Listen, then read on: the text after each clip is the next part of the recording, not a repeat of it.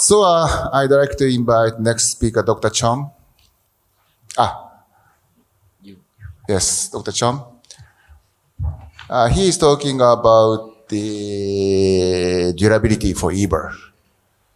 Okay, good morning, everybody. Thank you very much for inviting me to this important aortic masters. As a foreign faculty, I thank Vanessa for this good location as well as the seamless transport arrangements.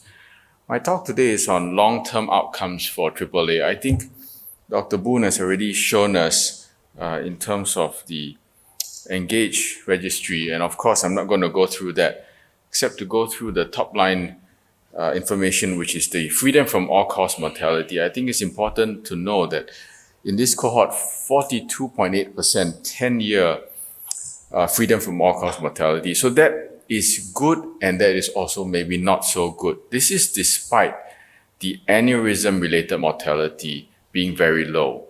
So the aneurysm-related mortality is only 5%. If we remember from EVAR1 trial, this is far better than what is shown in the 15-year follow-up.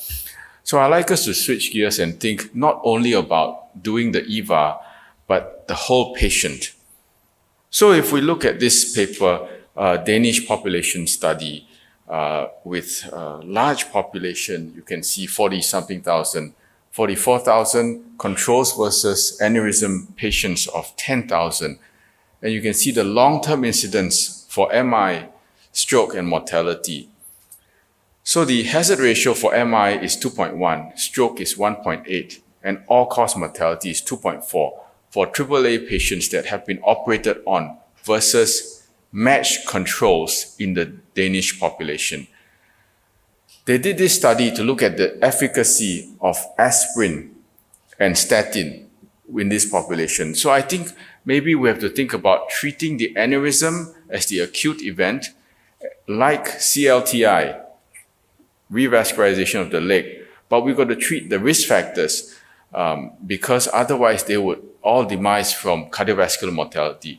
Interestingly, there's a paper that states that only 6% of pre-op AAA patients have normal coronary angiogram, which means 90+% are abnormal.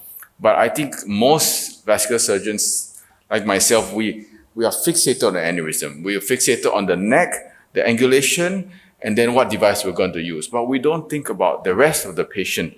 So this is really quite important for us to consider. So this graph, I don't know if you can see from the end, but I certainly have trouble seeing. On my computer, I mag up.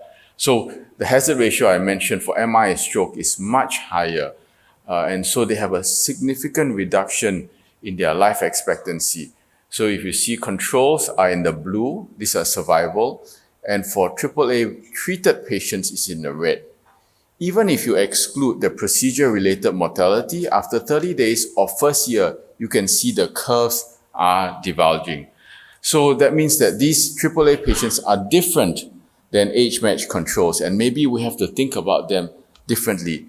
If your eyesight is better, you can look at the bottom curves. These are split into men and women, and both men and women have the same problem. So AAA patients are different than normal patients without AAA. This is another study from Germany. It's from an insurance database called AOK. I cannot pronounce it. They have a 37% market share of patients. And what's unique in this study is that there is no patient loss to follow-up because it's insured population. Everybody wants to be on their insurance. So this is looking at cancer-related incidents after aneurysm repair. So if you look at the curve over here, this is a long-term study, 9 years follow-up. Freedom from cancer is 74% in open aneurysm repair versus 69.9%. And this is statistically significant. So there are more cancers in EVAR patients.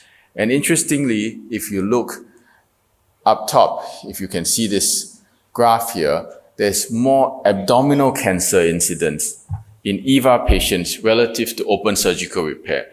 Now, is it because of the exposure during the procedure, or is it because of the long-term follow-up surveillance with the multiple CT scans we do, or the re-interventions that we do, either the translumbar sac puncture that you saw Dr. Kim do, or the transarterial approach? I'm not sure.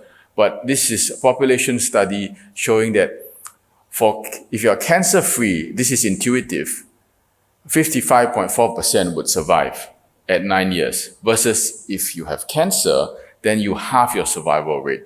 And EVAR does have an increased incidence of abdominal cancer in men. So then this begs the question, should we do enhanced cancer screening after doing EVAR? We don't know. I think these are questions that are answered and something that is different from what we normally think about. This is another paper I was going to show you, long-term survival after endovascular and open repair of unruptured abdominal aortic aneurysms. Again, this is a large study from the UK, 37,000 patients over 10 years. They either went for open repair or endovascular repair. So what do we see? For open repair, you can see the mortality is higher initially, and I think we all know that and recognize that EVAR does have a benefit in the early 60-day time frame. But the curves cross, as we know from the very famous and widely quoted EVAR-1 trial. The 10-year mortality rate is 58.6% for all comers. Of course, for younger patients, it's lower. They survive longer, but for patients above 80, we have an 80% 10-year mortality rate. So I think we have to consider the type of patients that we operate on. Obviously, patients live longer, they have a greater expectation of freedom from aneurysm-related mortality, but we have to consider if we are treating an 85-year-old, is that really going to prolong their life? This is a study that is just an observational study. And what is unique about this study is that it shows you, based on the age, different ages over here, what your expected mean survival in time frame is, and the difference between open repair and EVAR. And I think what they go a little step further would be to look at the Charleston Comorbidity Index. If you have any Charleston Comorbidity Index, your mortality is much higher, especially if you get to the above 80-year-old. This is a population study, so it doesn't account for anatomic factors. And maybe they are different in the different age group and in the different comorbidities, in that those with higher comorbidities have worsening anatomic factors because we are less likely to intervene on them earlier on, thereby having worse results. So we don't know.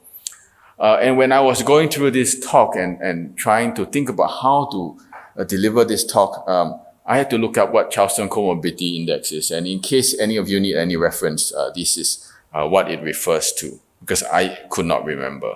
So if you have any of these, and I think many of our patients have this, so as long as you have one of this, your survival decreases. So something important for us to remember. Next, I want to show you this, again, this long-term mortality and reintervention after EVAR and open AAA repair in 3 different countries, Australia, Germany, and US. This is interesting because it involves all patients. You can see Australia, 800 plus patients, in Germany, 2,500, and in the US, 43,000 patients. So this is a real-world all-comer AAA intervention study. So it is definitely capturing a wider group of patients than RCTs, because RCTs, those with limited life expectancies, are taken away. And so this shows that all countries, if you look, EVAR has less mortality in the initial 60 days. So EVAR is successful. In every country, it is successful. At 3 years, though, there is no difference between the mortality of open aneurysm repair and EVAR. And at 7 years, in Australia, EVAR has higher mortality. Granted, the numbers are smaller, but it does, in this study, show higher mortality. And in US and in Germany, strangely enough, there is no difference between open surgical repair and EVAR. And what's interesting to note is that the reintervention rates after open surgical repair is 2 to 3%. at 7 years versus EVAR is 8 to 9%. We know that EVAR has higher intervention rate. And the divergence of rates happens after 5 years in Australia and 1 year, only 1 year in the US. Quite interesting. As we treat older and older patients, we need to look at the data for this group. So these are octogenarians and nonagenarians in Sweden. This is over a 20-year period, the Swedish Vascular Registry. So this is the expected survival decreased by very little, 2.5% at 5 years and 2.3% at 10 years in men and respectively in women. So it is important to continue to treat older patients even with rupture aneurysm repair. So these are long-term survival graphs, and they are similar if 90-day mortality, initial 90-day mortality figures are taken away. So for those with intact repair and ruptured repair, if you take away the first 90 days, there is no difference in the survival. Of course, because this happened over 20 years, this study, in the initial period, 97% were treated with open repair, and then that dropped to 69% in the later period. And I'm sure today, if they repeat this study, maybe it'll be less than 50%. Next, I'm going to show you this survival study after uncomplicated EVAR, again in octogenarians, versus octogenarians without aneurysm. This is from the Netherlands, and they have very good records with very comprehensive population studies. This is 6 years post uncomplicated EVAR. I'm sorry, I'm not so good with making nice slides. I need to get better with the proportion here. 6 years post uncomplicated EVAR, survival is 50%, which is similar to age-matched controls. So age-matched controls of octogenarians without AAA is in the blue. And then in the EVAR octogenarians is in the red. So basically, if you treat the aneurysm, you allow them to live a normal life. This is in octogenarians. So this gives us renewed confidence that we should continue to treat older patients with aneurysms with EVAR. This is, of course, taking away the uncomplicated EVARs. And what is in the study, if you read the study, is that there is a 25% complication rate for EVAR in this study. So either access-related study or endoleaks or type 1A endoleaks. So it's important to remember to choose the patients properly. I think this is what I take away from this. That's what is interesting also in this study is that for those with untreated aneurysms, the rupture risk at 6 years is 11% for 5 to 6 centimeter aneurysms and 20% for 6 to 7 centimeter aneurysms. And if you're above 7 centimeters, it's 43%. I think today it's difficult to get any IRB study to look at aneurysms, to follow them to see what their rupture is. But this population study shows us that in older patients, even with all this calcification we think is protective, they have a very significant rupture risk. So maybe EVAR and octogenarians may need different pre-op and post-op care to optimize their success. This is, of course, the EVAR1 trial. No long-term follow-up talk would be complete without mentioning of this. I think I have some thoughts about this. One is these are first-generation devices. We seen the ENGAGE registry. The ENGAGE data is far better than this. Also, UK practices may not be generalizable in this age group because patients were discharged from surveillance after several years of follow-up back then. Remember the trial recruited in 1994, so maybe we didn't know as much as we do now. The mean age of randomization was also 74, and the UK tends to be more conservative. So maybe less re-interventions were done, and maybe as a result of that, more ruptures after EVAR happened. So I have some thoughts about long-term EVAR. So EVAR started in 1989. I think we credit Juan Parodi as the first surgeon doing it in the English-speaking world. Of course, Volodov in Russia actually did the first one. EVAR continues to evolve with new devices, and I'm glad Medtronic, we're partnering with Medtronic to develop these new technologies.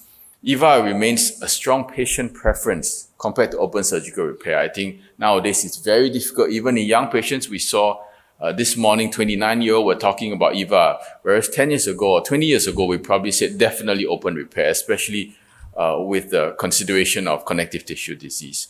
EVAR has good long-term freedom from aneurysm-related mortality. You saw the ENGAGE 10-year data Dr. Boon Prasit presented. AAA patients do, in population studies, seem to have a higher mortality than age-matched controls without AAA. So maybe more intensive medical therapy is required so that we have a good long-term result other than just the aneurysm-related. And I think patient selection would be paramount here. So more physician awareness of treatment options and what to do, when to treat patients and when not to treat patients. Thank you very much for your attention. Thank you, Dr. Chong. This is a very big issue, and I much appreciated your nice review of the literatures. It was very fortunate for us in Japan.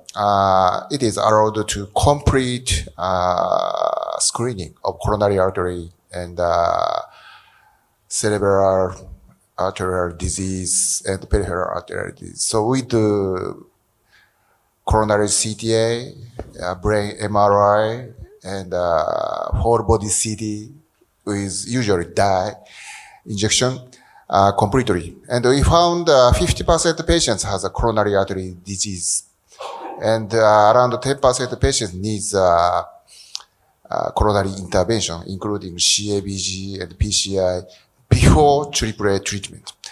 But that situation is different in each country, I think.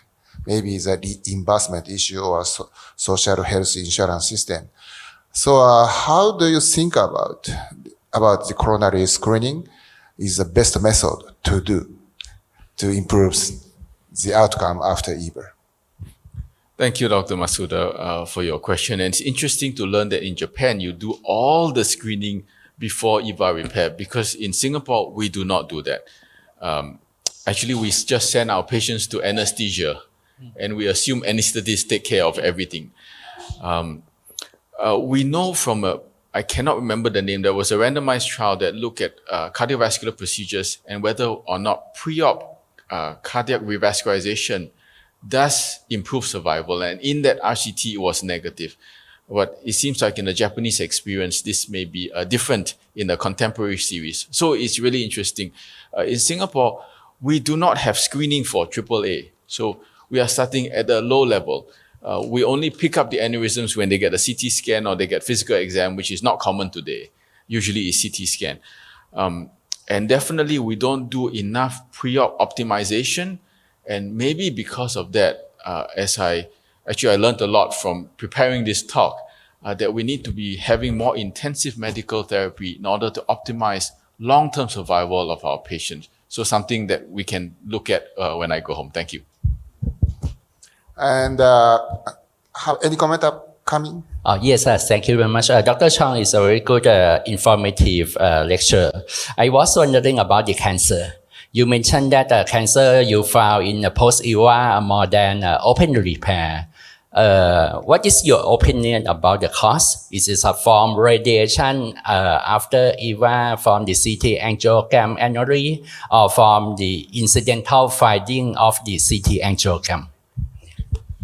Yeah, thank you very much. I think we do not know cause and effect. This is an observational study, so we see more cancers in EVAR patients, but definitely EVAR patients, because of the surveillance, get more CT scan. They also are exposed to more radiation at the time of procedure, and perhaps in the continued follow-up, let's say they have a type 2 endoleak, you get more worried about them, you get more intensive 3-month or 6-month follow-up with a CT scan.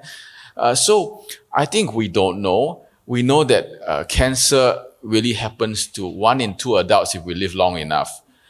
So I think maybe we have to be more cognizant of it. I think maybe in the future we have to learn which cancers we can learn to live with and which ones we have to aggressively treat. I think this is a field that is evolving, and perhaps many experts in the audience may share their experience so that we can guide our therapy in the future. Thank you. All right. Triple screening is a big issue. In Japan, we lost 3,000 patients due to triple rupture. So I, as a member of Japanese executive board of Japanese Society of Vascular Surgery, are not making data to start triple screening in Japan, like in European countries and United States. However, it is very difficult to do that because it's a big money issue. So anyway, Dr. Boone, do you have any question? Yeah. Thank you very much, Dr. Chong. A very nice lecture that you gave us. And the cancer risk is very interesting and very important issue that I think we have to deal with, to tell us that there are so many things that we don't know about things that we're doing almost every day. And the cancer, not only for the patients, for us too, because we are dealing with the radiation. That's one thing.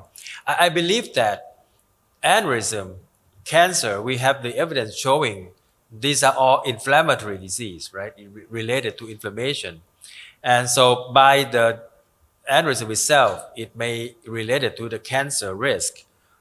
Interesting that why open repair has less cancer risk than compared to the EVAR. You mentioned about the X-rays, the CT scan. So as I mentioned before, that if we have aneurysm shrinkage, we have to think about CT scan every year, every 2 years. We can do it less often and with different modality, ultrasound maybe, safely with the shrinkage aneurysm.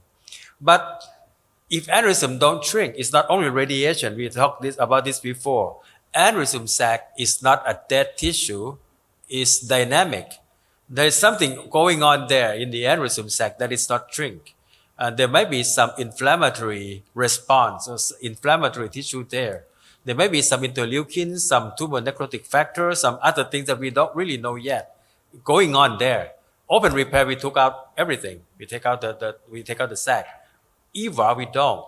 And if the sac don't shrink, there might be something going on.